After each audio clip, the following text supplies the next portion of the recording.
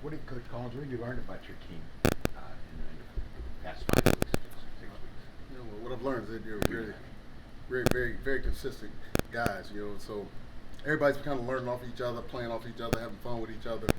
I learned that they're a very tight knit group. So it's very encouraging seeing those guys work together, having fun playing the game of football right now. How does that tightness happen? Is that something that you can really have to encourage, or is that something that has to happen amongst the guys themselves? Well, I'll tell you what, us as coaches always will talk about something like that, but it's still the people in the room, so they get really close with each other in the off season, spring ball, off season, so and that's what they've been doing. They've been hanging out with each other a lot more, watching film with each other a lot more, so they've been coming very, very tight with each other based on that. Do you find that group cares more? Like they do. You see that absolutely carry over? I do. I think that every year it's gotten better since I've been here. And it's very, very to see these guys show the love that they have for each other, and just watching those guys interact with each other and then caring and loving each other. It's a very good sign for a great team. Tavion Robinson and Trey Turner for them, two wide receivers. What stands out to you on film about those two guys? Maybe how they use them. Good players. I mean, they try to get Trey Turner the ball a lot. All right. Obviously, he's going to be usually on the outside, but he'll be able to get a lot of jet sweeps for him. They try to get him the ball. So he's picked up his targets a lot more these last couple of games. So it'll be fun to be able to play against him. And then number 9 as well. He's a guy in which they work a little bit of RPO game too, and try to get him the ball out in space and move him around too. So it'll be a great challenge for us, but I think we're up for the challenge. I've heard Burmeister described as a gamer. As a guy that may not have a lot of flashy things, but he comes to play. How tough are those people to defend? What's the biggest challenge with them? Well, everybody doing their job. Everybody doing their 1 and 11. That's the biggest thing when you're playing a quarterback of his nature. A guy that can, throw the ball on you, as well as if things break down, he's not afraid to run.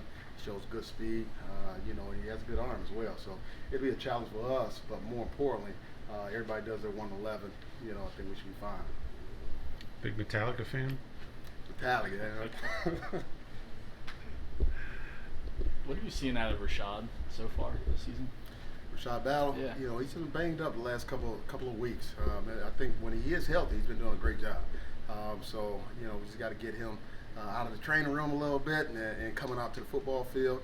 But I think that the more and more he gets reps right now at the position that he's playing, he's going to even be better as time goes. I guess when healthy, when you talk about that, like that transition to safety, how do you think he's been taken to that? Obviously, that's something that happened before the season. He's been doing well. Rashod Battle's a very smart football player. He's got a high football intelligence, so he's able to get the checks out there. Obviously, him playing corner before, he knows how vital that is to be able to get that done.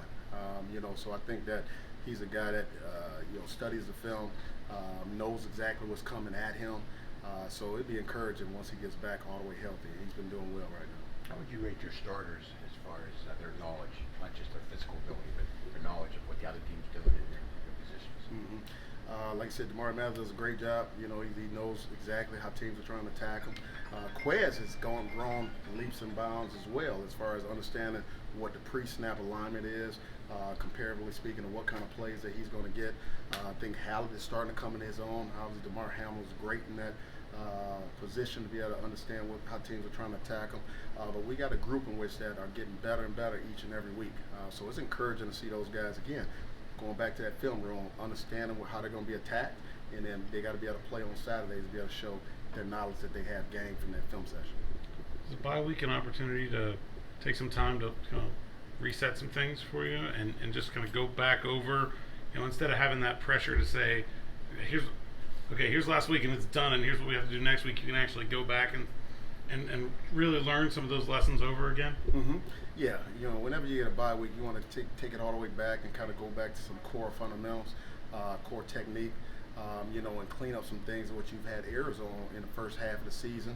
And I think we did a really good job on hitting a couple of those key points. We'll see Saturday how well that was. Is it last year with the bye weeks, you guys weren't able to go out and recruit at all? Was it nice as a staff to be able to get out and do that? Well, it was good just to get out and go back recruiting, seeing people, seeing college, high school coaches. So that's always good when you got the opportunity to do that on a bye week. Obviously, last year was a lot different because we didn't have that opportunity to be able to go see people, sit in front of them, get a good understanding of who their player is face to face. You know, and that's you love to be able to do that when you had the opportunity. Is it relieving in a way that, like, after last year, how difficult that might have been to, you know, get those relationships going over Zoom or FaceTime or whatever, to not have to do that as much? Definitely different. Definitely different. Obviously, like I said, just face to face is a lot better than being able to do it by Zoom. You know. When Battle was healthy, was he on between safety and corner, or is he mainly one spot? Battle can play both positions. Yes. How were you using him in practice? He can play both positions, but we utilize him more at safety because of intricate details in which that needs to be prepared for week in, week out of that position. But he's a guy I think that can get to go either way. When you're at practice and Kenny and his group has got it going, you have to tell your guys, your scout guys, or whoever's to get someone to give them, hey man, look, you guys did everything you can, but the guy that's throwing the ball is pretty elite. Well, we go good on good at Scally, for example, Okay. 7-on-7 every day. So we have a great time going against those guys, and we keep score. Who's winning, who's losing, everything's kept score on. So we take it a challenge to kind of shut those guys down. They take a challenge trying to beat us. You know, so it's a healthy thing, healthy practice environment. But we have a lot of fun doing it. Who's he's playing winning the this year? top Who's winning this year? Huh? Who's winning this year? Well, you know, they have one day, we have one day. You know, so we kind of go back and forth, and hopefully we try to win more than they win. What constitutes a win, by the way? A pass less than 6 yards, all right, is a win for us, or obviously incompletion. You know, anything over 6, they win. And how many plays you guys win in that? Whatever in that session. How many? 18 plays. So is it just 10? Like if whoever gets to 10 wins, like whoever?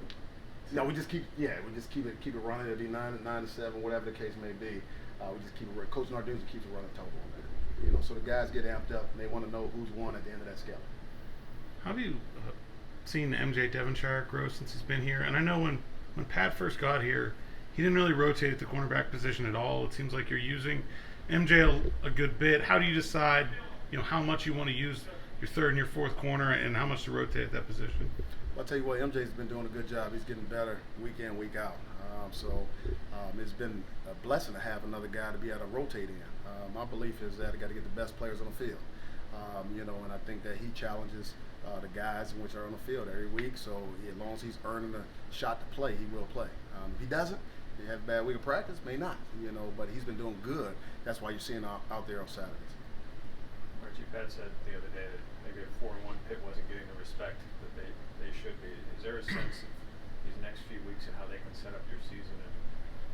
Well, I'll tell you what, we talk about, you know, October separates the men from the boys. You know, with that being said, I can tell our guys, don't worry about that, just win. You know, everything will take care of itself. Don't worry about all that, you know, all the things of that magnitude. It matters not to worry about it. All you can do is control what you can control, and that's going out on Saturdays and putting your best foot forward, coming back with wins, and everything will take care of itself. Do you hear your guys grousing about it then? I ignore the noise. Okay, so I try to attack it before I do hear it. You know, and that's what we try to do. You know, and like I said, we got a good group of guys. They understand that part about it. That's why they come to practice every day. They work their balls off to be able to be the best guy that they can be. Anything else?